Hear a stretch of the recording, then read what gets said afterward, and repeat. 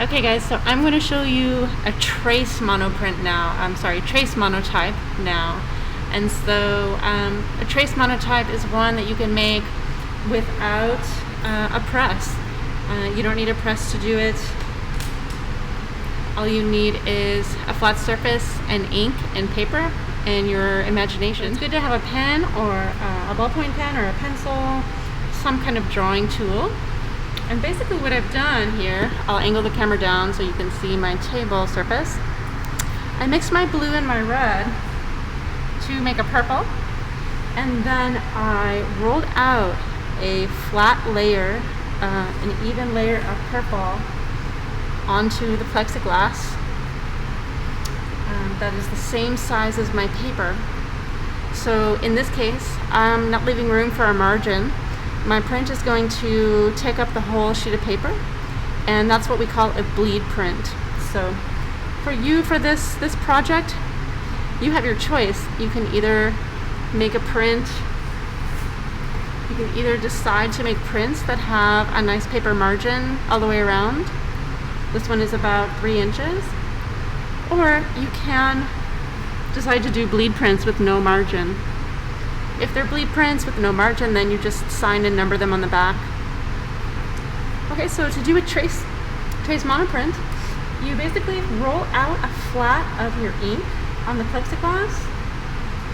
Then you take your printing paper, your good paper, and lay it straight down on the ink.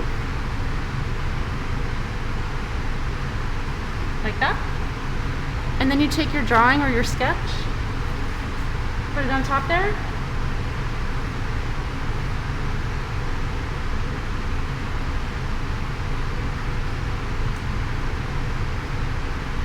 And then you're going to trace it. That's why it's called a trace monotype. So you trace your image, and the pressure of your drawing implement, whether it's a pencil or a ballpoint pen, makes the ink transfer. So it's like you basically made your own piece of ink transfer paper in a way, right? So I'm going to hold this with my left hand so it doesn't move. And now I'm going to trace over the lotus flower here.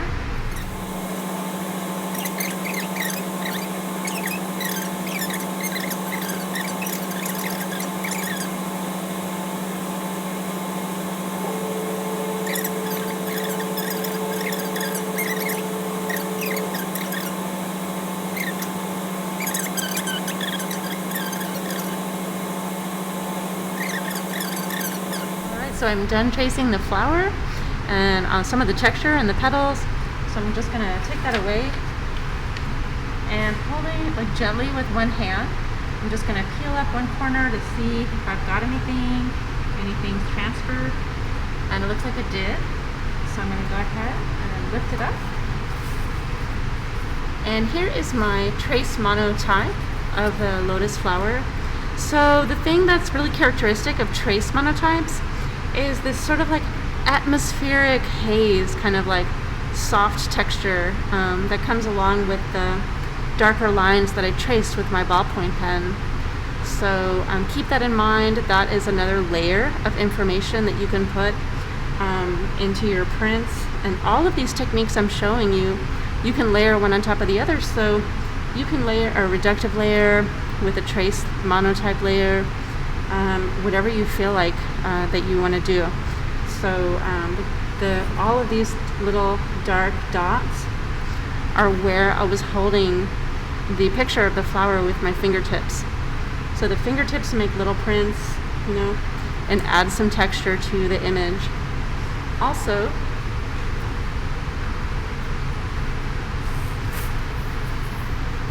now I have kind of a reversal, kind of a negative of my drawing in the ink on the plexiglass.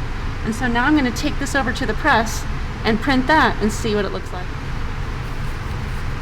So here is the print that I got from the plexiglass after I made my trace monotype. So it is really like it's